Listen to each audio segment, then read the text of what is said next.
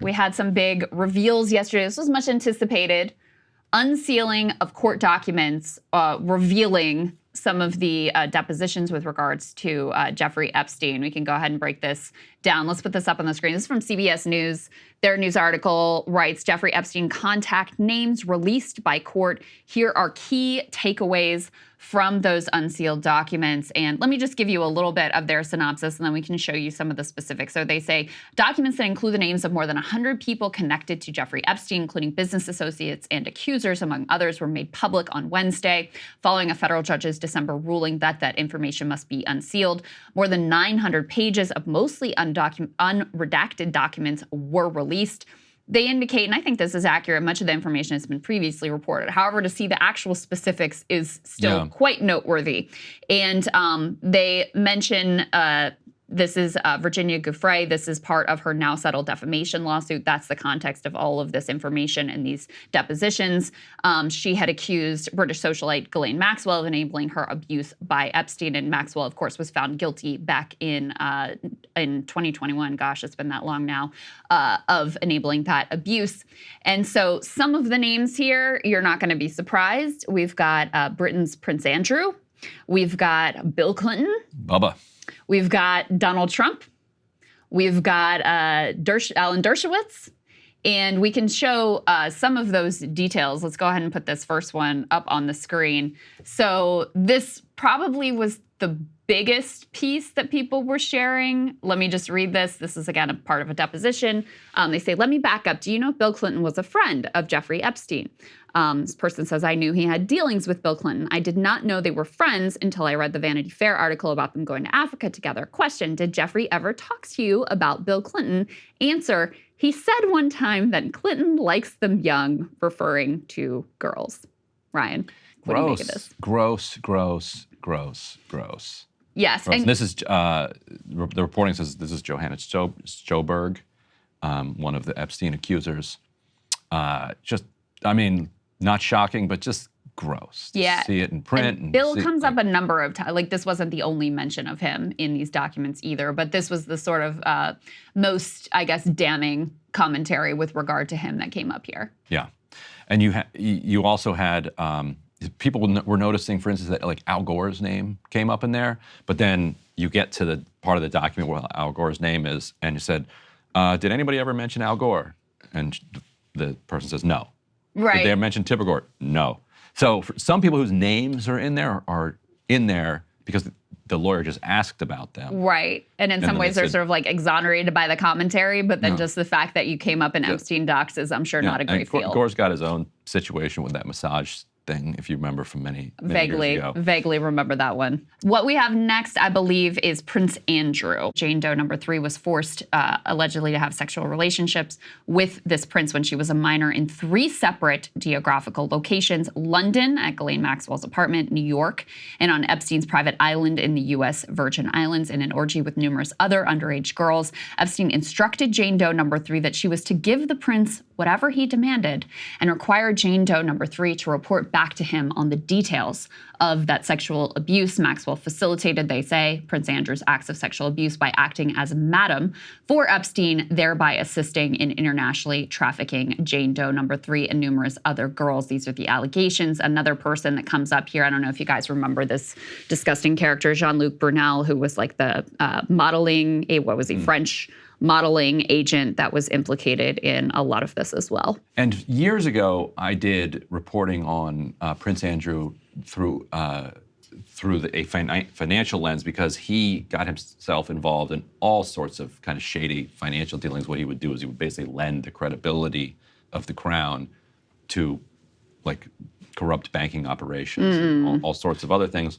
I didn't know that piece. So he was a shady character on all fronts. Yeah, and while I was doing that reporting, people would just refer to him by his known nickname at the time, which was a Randy Andy.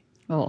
So when this news broke, and we've obviously known about this for years at this point, it's like, oh, Randy Andy, okay, not exactly the most shocking revelation to people who have known him for so long. And the French, like, acting, the French guy modeling sounds just like a comic book villain when it comes to sexual abuse. Well, and the modeling connections with Epstein was reportedly how he was able to, convince these young girls to be associated. Oh, I can make you a star, basically, type of crap, and held himself out that way with Victoria's Secret in ways that the company.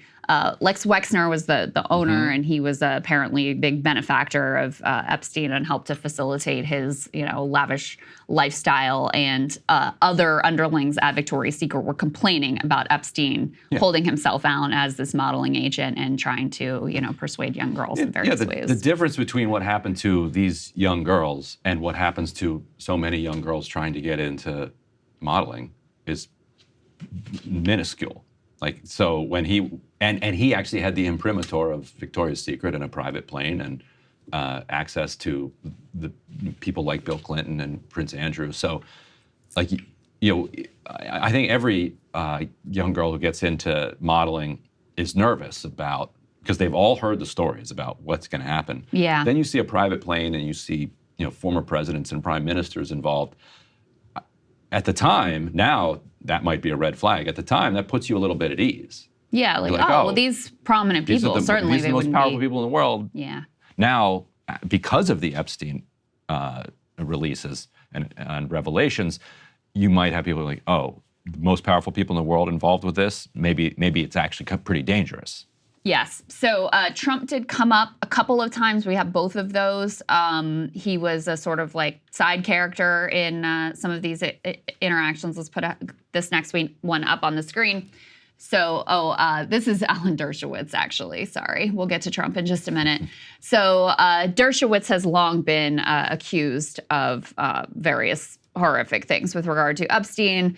They say here that he forced Jane Doe number 3 to have sexual relations with Alan Dershowitz, close friend of Epstein's well-known criminal defense attorney. By the way, Dershowitz helped Epstein get that sweetheart deal that enabled him to, get off basically scot-free previous sex crimes conviction. Epstein required Jane Doe number 3 to have sexual relations with Dershowitz on numerous occasions while she was a minor, not only in Florida, but also on private planes in New York, New Mexico, and the U.S. Virgin Islands. And Ryan, we actually have a perfect response from Alan Dershowitz in the wake of these new revelations. Guys, if we can play the response from Dershowitz so people can hear his side of the story. The one point I do want to make is that I understand all the feminist groups and the radicals who think this is the worst thing in the world, that anybody ever had any contact with Jeffrey Epstein. Where are all those radical feminists when it comes to the Hamas rapes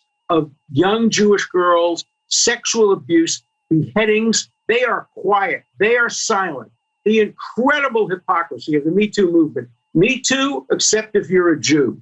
And I want to have a list of all the radical feminists who are pushing hard, and I understand that, to get all these names revealed. And I want to know how many of them have ever actually condemned Hamas for the rapes that we now know occurred and the murders that occurred. How many have been silent? And how many, like the National Lawyers Guild, have actually approved of what Hamas did? So making it somehow about Israel, which is kind of perfect. And also, Ryan, the idea that it was just quote-unquote radical feminists who were interested in, exposing the truth of who has been associated with Jeffrey Epstein about a child sex ring, but a radical so preposterous. I mean, this is in a lot of ways, it codes almost like right-wing, the interest in Epstein, even though, obviously there's just like a general public disgust and horror at what was unfolding among so many of our nations and our global elites. But to try to pin this like this was some secret feminist cabal that was pushing for the exposure here, and they're the same feminist cabal who won't condemn Hamas is, I don't know. It's just absurdities on absurdities. And how little respect and how much contempt do you have to have for the victims of October 7th to drag them into your Jeffrey Epstein scandal? So true. Like, what could be more denigrating to their memory than that? Stand on your own 2 feet and defend your relationship with Jeffrey Epstein. Do not bring in the memories of the people who were killed on that day to try to distract from this. It's one of the most offensive things I think I've ever seen. Well, and we would be remiss if we didn't remark that many people believe that Epstein, why he so aggressively cultivated all these relationships with rich and powerful people, was because he was a foreign agent. And specifically, the theory, unconfirmed, is that he may have had Mossad connections. There's a lot of reporting to that effect. It's never proven. It's not purely conjecture. Right. And so, the fact that you've got Alan Dershowitz, who is one of the most vociferous defenders of Israel, who's being floated as representing them at the ICJ, who also has this Epstein link. Many people are taking note of these things, Ryan. Yeah. And Giuffre and Dershowitz reached a settlement in which she dropped her allegation, this allegation, where she said that it was a case of mistaken identity, and he also dropped his counter defamation claim against her. And so that appears to be the root of what rose here. But yeah, yes, I think you're right. Yes. All right. I think we next have Trump. We have the long teased Trump piece of this. So there was apparently a trip that went sort of awry. They asked, did you see her in the plane on the trip to New York engaged in any kind of affectionate or sexual contact with Jeffrey? No. With Ghislaine? No. How did it come to be that you were in a casino in Atlantic City? Well, we were flying. Jeffrey said, why don't you go sit in the cockpit to check out the landing? So we were sitting there, and the pilot told me to go back and tell him we can't land in New York and that we're going to have to land in Atlantic City. Jeffrey said, great, we'll call up Trump and we'll go to, I don't recall the name of the casino, but we'll go to the casino. And then they go on to talk about some sort of ID issue. But that's basically like the Trump's name coming up here of Jeffrey saying like, my good friend Trump, we'll go to his casino. And in another instance, they asked, did you ever see Donald Trump at Jeffrey's home? And this person says, not that I can remember. On his island? No, not that I can remember. In New Mexico? No, not that I can remember. In New York? Not that I can remember. All right. And so, in this instance, Donald Trump is sort of not connected at all that in this person's recollection. And the ID issue is an indication of how young this girl was. The ID question was, well, she's not old enough to be in a casino. What are we going to do? And they eventually, according to that deposition, she was not able to gamble, but they still brought her along on this trip. Now, Trump back in 2002 gave a statement to New York Magazine for a profile that they were doing of Epstein, which was supposed to be an expose, but didn't fully come together as an expose of what Epstein was doing. He wrote, and you can hear Trump kind of dictating this statement to us. He said, I've known Jeff for 15 years, terrific guy. He's a lot of fun to be with. It is even said that he likes beautiful women as much as I do, and many of them are on the younger side. No doubt about it, Jeffrey enjoys his social life. Now, there's also reporting, to give Trump some credit here, maybe more than he deserves because of reasons we'll go into in a second, that after Epstein, during the Bush administration, was convicted of, I forget the exact charge, but it was some type of like sexual assault-ish. It was knocked down to a very low degree, but it was still a sex crime. He was banned from Mar-a-Lago, and according to reporting that has come out, like he did not associate with Trump kind of after that, because that's an interesting break in the Epstein saga. Right after he is a sex criminal, like a public sex criminal, tons of this stuff happened after that with these famous people. That's right. Where everybody kind of would have known that this had happened. Now, the reason I say we're giving Trump too much credit, it was a Bush administration, it was Acosta, a Bush administration assistant attorney, U.S. attorney, who cut the sweetheart deal with Jeffrey Epstein back then. He then became Trump's labor secretary. Right. And then also Epstein died in prison under Trump's watch. So let's not forget that either. Worth noting as well. We'll go with died. Ghislaine Maxwell responding to some of the latest information coming out. This is just too perfect. Put this up on the screen. She's breaking her silence by an attorney, playing the woman card here, saying it's all about men abusing women for a long period of time, and it's only one person in jail, a woman. Of course, Epstein was in jail, but he died. Died suddenly. Died suddenly, vaxxed, question mark. But to play the the woman card here is utterly preposterous. Like the fact that there has not been full accountability for all the people that clearly there should be full accountability is not to say like you should also get out for, you should also face the same lack of accountability or to pretend like you weren't integral to these schemes and there's not a very good reason that you were serving prison time. I think she's right in the sense that there should be lots of men who are also in jail. Correct. Although she could have done more to facilitate that by testifying against a lot of these men and that is true. And going public. Look, Ghislaine, that's a great point. You want more of these men in jail? Like, start talking. Start talking. Send us a letter.